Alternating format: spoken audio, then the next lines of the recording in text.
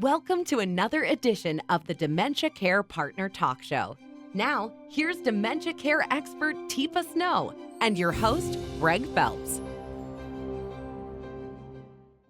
Hello and welcome to the Dementia Care Partners podcast. I'm your host, Greg Phelps. Joining me once again is dementia care expert Teepa Snow, and I came across an article recently that asked the question about whether dementia should now be included, get this, in wedding vows. For better, for worse, for rich or for poor, in sickness and in health, which of course I thought covered everything. But now some are saying dementia should be included because this isn't what I signed up for. Now, assuming the role of care partner can be seen as a totally different scenario from role of either husband or wife, but my jaw really hit the floor on that one. Greg, you sort of surprised me on this. You surprise me sometimes, but this one is like a new marriage vow. I promise to continue to love you and care for you, even if you give about dementia, or I do. It's like, Bring in the lawyers. Bring in the lawyers. Wow, that sounds like a prenup of some proportion. So I hear sort of the level that somebody at least experienced of distress over this role being thrust upon someone and feeling like they had to fulfill it in a certain way.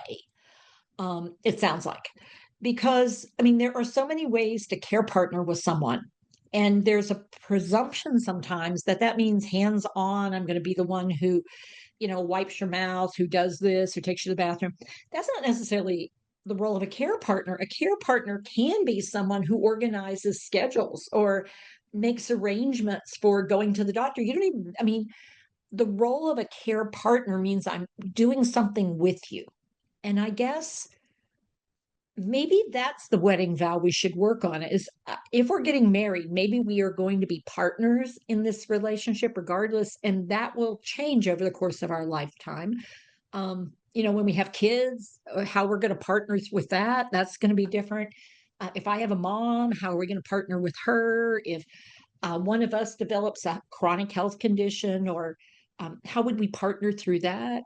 And it just sounds to me like somebody who maybe came up with this idea has talked to enough people who found this unbelievably challenging that they felt like it was so special it should receive its own special thing. But I think anybody who's cared for someone and loved someone who lived with ALS or with another disease or condition that, like spinal cord injury, that's not going to get better, and as a matter of fact over time becomes sometimes more and more trying to support and care.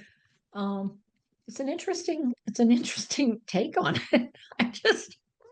It is a discussion that I hope people actually have, Yeah. but not just about dementia, but about their role as a partner in a marriage. Because when I read this one, I was actually stunned. I sat back in my chair and went, I had never, ever thought of that. Yeah. I mean, for me, it's like care partnering is care partnering. And, it's like, what are you good at? And what am I good at? What am I willing to become good at? What do I have absolutely no interest in becoming good at? So we got to figure out how we're going to manage that, because you aren't good at it. I'm not good at it. How are we going to do this? Because neither of us are particularly good at this kind of thing. And I mean, like, for instance, reconstructing a kitchen. Like, you need to rip stuff out because there's something wrong. Well, in our marriage, Dick and I can figure out how to do that. We would probably take an active role in it. Other people would say, absolutely not. I would call the contractors. He would monitor the contractors. We would, that's how we would divvy that up. And I think that's how I view living in the world of dementia. Is there's so many pieces and parts and levels and complexities that what my role as a care partner will vary. What needs to happen is going to happen. And so we've got to talk about, what are you good at? What am I good at? And if you no longer are good at something, how are we going to manage that? So I think I'll sum this up just basically by saying, if your wedding vows involve a lawyer,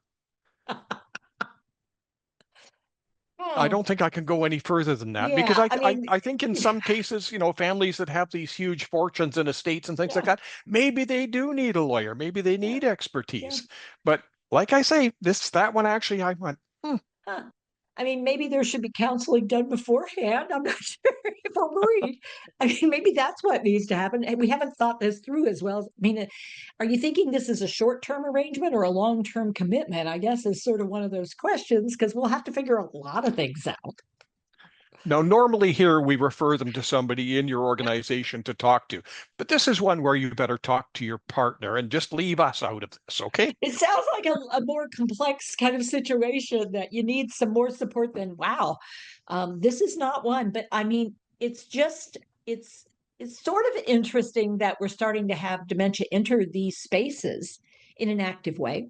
And the other thing that it just suddenly occurred to me, Greg, that I'm curious about is I wonder if we're talking about second marriages where Could be, yeah. partners are older because we're living longer. The average 80-year-old, I mean, we may be thinking about another commitment to each other. And have we thought that? Now that gives it a whole different flavor, and we're not going to talk about it right now, but I thought, well, if I was 75 and thinking of a second relationship and my partner was gone and I was looking at a second partner, I might want to think that through a little bit. It's true. Somebody might Teepa, want to think about it with me before they got in commitment. thank you very much. Thanks. You've been listening to the Dementia Care Partners podcast. For more information on today's program and other dementia-related topics, including marriage counseling, go to teepasnow.com.